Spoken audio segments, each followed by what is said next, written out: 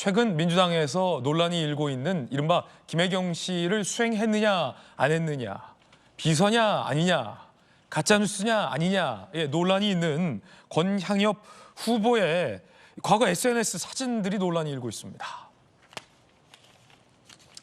수행을 하지 않았다라고 했는데 김혜경님은 저 다시 한번 볼 수 있을까요? 네.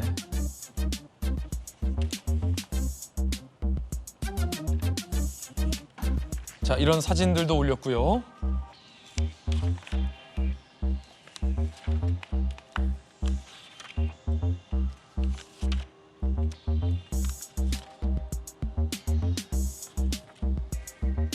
권향엽 씨가 여러 지역에 이 김혜경 씨를 수행한 듯한 글을 또 올린 것이 이렇게 확인이 됐습니다. 대구 경북 지역뿐만 아니라 다른 대구 상주를 거쳐서 군위 휴게소를 거쳐서 여러 일정들을 함께 글쎄 뭐 수행을 안 했다고 하니까 동행을 해서 한 걸로 보이는 글을 올려서 논란이 일고 있습니다.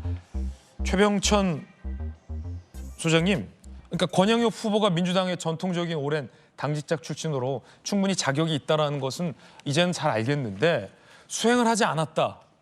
여러 배우자실의 부실장 중에 한 명에 불과했다라고 거듭 강조를 했는데 지금 수행을 안 했다는데 같이 간 지역이 상당히 많은 걸로 보여요. 근데 공교롭게 어젯밤 결과는 그 DJ의 비서도 그 문재인의 비서도 다 떨어졌는데 지금 수행을 안 했다던 분의 이 과거 동행을 한 듯한 글들이 많이 발견되는데 이거 어떻게 봐야 됩니까? 수행입니까? 아닙니까? 이게 좀 재미있는 포인트인 것 같은데요. 앞에서 나왔던 사진이 좀 꽤 오래전 사진인 걸로 알고 있어요. 2021년인가요? 한참 이제 우리 대선이 2022년 3월에 있었으니까. 그런데 재밌는 게 인터넷으로 들어가가지고 권향엽 씨의 양력을 한번 검색을 하면 되게 재밌어요. 보통 우리 지금 아까 친명 자객이라고 불린 분들은 다 본인들이 뭔가 특보라든가 뭐라든가 이렇게 하면서 이재명 대표와의 관계를 막 자랑을 하거든요. 예. 그래야지만 또 이게 어떤 뭐 친명, 찐명 또는 뭐 그런 호소인으로서의 효과가 있는 건데 권향엽 씨는 홈페이지를 들어서 양력을 보면 김혜경 여사와 관련된 양력이 한 개도 없어요. 재밌게도. 그래서 뭐 청와대 인사비서관이라든가 국회 부의장 비서실장이나 이런 양력은 있는데 그래서 우리 지금 방금 앞에서 앵커님이 말씀해 준 것처럼 어떤 결국은 약간 수행과 동행은 어떻게 생각하냐에 좀 다르거든요. 생각의 차이다. 하나는 생각의 동행은. 차이가 있을 수가 있고 또 하나는 우리가 뭐랄까 이 같은 단어를 약간 서로 다르게 해석하는 경우가 있거든요. 여비서다 그러면은 여비서는 약간 좀 뭔가 이렇게 좀 더 뭔가 이렇게 직책이 좀 낮아 보이고 약간 뭐 이렇게 그 이런저런 이제 도우미 역할을 하고 그런 게 아니라 부실장이라 그러면은 꼬박꼬박 따라다니는 거라기보다는 상황을 총괄하거나 네. 어떤 역할하거나 이런 걸 수 있어가지고 김혜경 여사와가 인연을 강조하려고 그러면 양력에 제일 먼저 있어야 되거든요. 근데 양력이 없는 것도 권향엽 씨 입장에서는 과거에 이러저런 동행한 게 있다 하더라도 좀 나는 그렇게 생각하지 않았다라고 하는 좀 억울한 점을 좀 볼 수 있는 정황 중에 하나가 아닌가 싶습니다. 네. 그러면 지금 이 권향엽 후보의 과거의 글들을 봤을 때 수행을 안 했다. 수행을 안 했다. 생각의 차이다. 이 말씀이군요. 그렇죠. 그러니까 본인들은 그러니까 나는 수행을 주로 담당하는 사람이라고 생각 안 하고 있을 가능성이 높다는 거죠. 그렇군요. 왜냐하면 그거가 이 민주당의 지금 분위기에서 이재명 대표랑 김혜경 여사랑 가깝다라고 하는 거는 어떻게 보면 정치적으로 엄청난 그 자랑거리 중에 하나거든요. 네. 우리 뭐 서로 사진도 찍고 막 그러잖아요. 없는 양력도 만드는데 있는 양력도 안 썼다는 거죠. 네. 권향엽 후보자가 여러 다른 활동들을 민주당에서 많이 했습니다. 당직자부터 출발했던 후보이기도 합니다. 그런데 수행을 하지 않았다. 그렇기 때문에 가짜뉴스다라고 현재 법적 고발까지 한 상태인데 민주당에선 수행과 동행의 차이가 결국은 생각의 차이라고 하면 과연 가짜뉴스로 고발까지 할 만한 사안인가에 대해서는 과연 국민들이 어떻게 생각할지도 좀 궁금한데 장관께서 어떻게 보십니까? 아니 저는 어제 그제 저 상황을 보면서 정말 어이가 없었는데요. 사실은 우리가 통상 거의 배우자실의 부실장 이렇게 돼 있지 않습니까? 부속실이라고 하는 거는 부속실을 근무하는 전부 우리가 비서 역할을 하는 겁니다. 그런 차원에서 이제 그 김혜경 여사의 비서 역할을 하지 않았냐? 그다음에 그 어디 그 일정에 동행한 걸 보면서 이거 수행비서 아니냐 이런 그 문제 제기는 선거 앞두고 경쟁하는 당에서 당연히 할 만한 문제 제기인 거거든요. 거기에 이제 그 권양엽 후보 이렇게 보니까 공천 발표 나기 며칠 전에 갑자기 여성 전략 특구가 되면서 전략 공천 된단 말이에요. 그러니까 이제 국민의힘 입장에서는 쭉 봤겠죠. 그 후보가 어떤 사람인데 저렇게 현역을 컷오프하고 줬느냐. 보니까 여러 이력들이 있었겠죠. 근데 그 이력 중에 도드라진 게 아마 그 부분이었을 거예요. 그러면 경쟁하는 당 입장에서는 수행비서 아니었냐? 의혹 제기할 수 있고 혹시 사천 아니야? 의혹 제기를 할 수 있는 사안을 가지고 이거를 당 대표부터 나서 가지고 뭐 대통령까지 거론하면서 허위 사실 유포 그다음에 뭐죠? 예. 가짜 뉴스?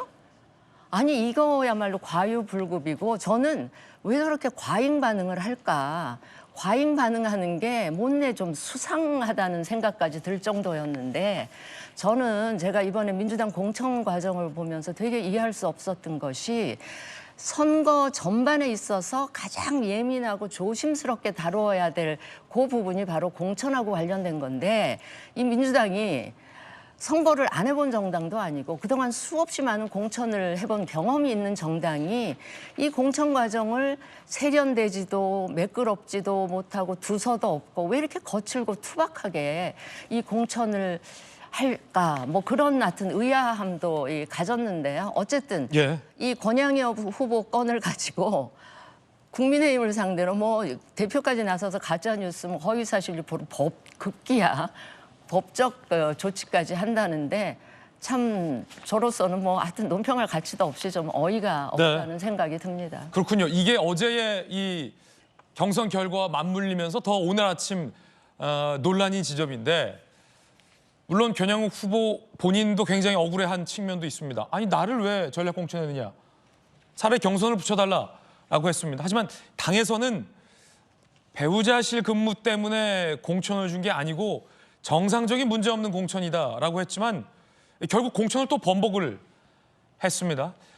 그런데 앞서 DJ 비서, 문재인 비서, 김한정, 노영민 전현직 의원들은 또 탈락했단 말이죠. 어떻게 보십니까? 이제 그분들은 비서 맞고요. 권양엽 후보는 비서는 아닙니다. 아, 그분들은 비서고 예. 권양욱은 비서가 아니다. 제가 너무 잘 알죠. 오랜 세월 당에 있었고요. 그리고 지금 이제 먼저 말씀드리고 싶은 것은 민주당의 이 공천 관리가 매끄럽지 못한 건 사실이에요. 국민의힘처럼 선의 후난 하든지 먼저 쉬운 것부터 하고 나중에 영남 지역처럼 어려운 것들을 하든지 그렇게 했어야만 되는데 지금 이제 국민의힘 시끄럽잖아요. 민주당은 한 차례 그 내홍을 겪고 소강국면으로 가고 있어요, 이제. 그런데 그런 과정에서 이제 이 권양희 후보 얘기까지가 나오니까 이게 뭔가 어마어마한 게 있는 거 아니냐 이렇게 비춰질 가능성이 저는 매우 높다고 보고요. 첫째.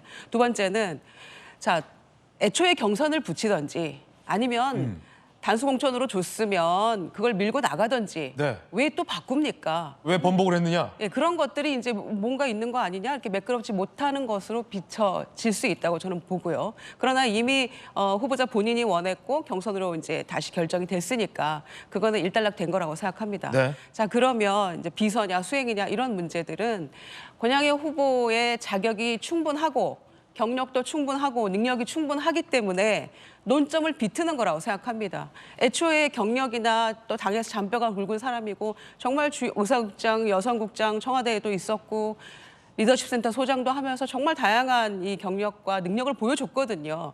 그게 문제가 있었다라고 한다면 자격도 안 되는 사람을 너네가 이렇게 했을 텐데 자격은 누가 봐도 객관적으로 충분하거든요. 국민의힘 당직자들이 봤을 때도 아, 저 정도면 충분하다 이렇게 아마 생각할 겁니다. 같은 당직자들은 입장에서 보면. 그런데 이제 그게 아니니까 논점을 비트는 거죠. 김혜경 여사 뭐 수행했느냐 안 했느냐 이건 다 정말 이거는 마이너한 거라고 저는 생각해요. 한동훈 위원장이 좀 알고 얘기를 했으면 좋겠어요. 비서 출신 뭐 공천 준 거 아닙니까? 뭐 이런 식으로 얘기했잖아요. 비서라고 못 박아서.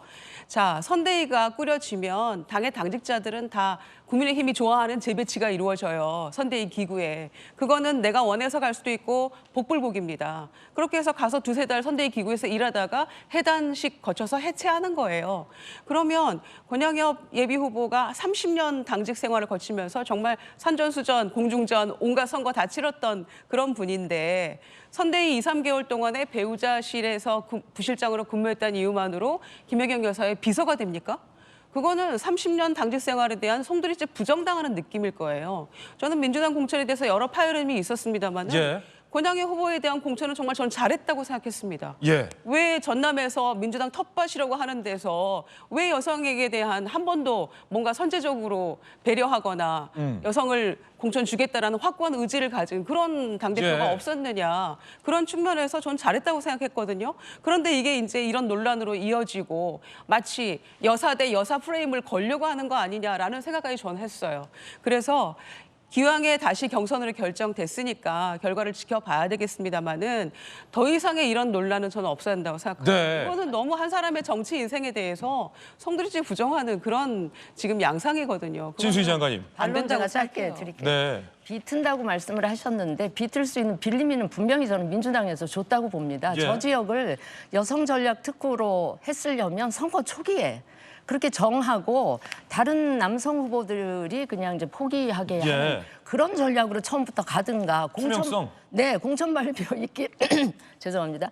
바로 며칠 전에 특구 지정 모르겠어요. 민주당 내에서는 이미 지정이 됐었는지 모르지만 적어도 바깥에 알려진 거로는 그렇습니다. 그래서 그런 상황이면 이 후보가 이러저러해서 충분히 자격이 있고 능력이 있어서 우리가 이렇게 했다라고 설명을 하면 될 거를 그렇게 과잉 반응하면서 도로 또 이 전략공천 그걸 걷어들이고 이제 뭐 경선 이렇게 되는데 저는 이제 그거를 문제 삼고 싶고요. 하나 그 비슷한 사례가 그 국민의힘에 있어서 한번 소개를 드리려는데 부산 동래구에 그 당의 오랜 이제 국장을 역임했던 예. 서지영 후보가 있어요. 서지영 후보도 용산 대통령실의 행정관도 하고 이제 돌아와서 이제 도전을 하는 건데 그 서지영 후보는 당당하게 그 동래구에 현역 의원하고 경선을 붙였어요. 그래가지고 후보로 그 지금 공천을 받았습니다. 그럼 그런 식으로 좀 그렇게 능력 있는 분이면 그런 식으로 접근을 하든가 아니면 그 지역의 현역이 워낙 세서 경선하면 조금 어렵다 싶으면 비례대표로 그 평가를 해서 줄 수도 있는 상황이었는데 이렇게 예. 무리를 하다 보니까 이런 상황을 저는 자초한 거라고 봅니다. 네. 논란은 있습니다. 그렇게 훌륭한 공천이라면 왜 공천을 번복하느냐? 라는 거죠. 이에 대한 답변은 최근 한민수 대변인께서 본인이 당을 사랑하는 마음으로 경선을 요청했기 때문에 이례적으로 번복한 것이다. 라는 답변도 함께 소개해드립니다.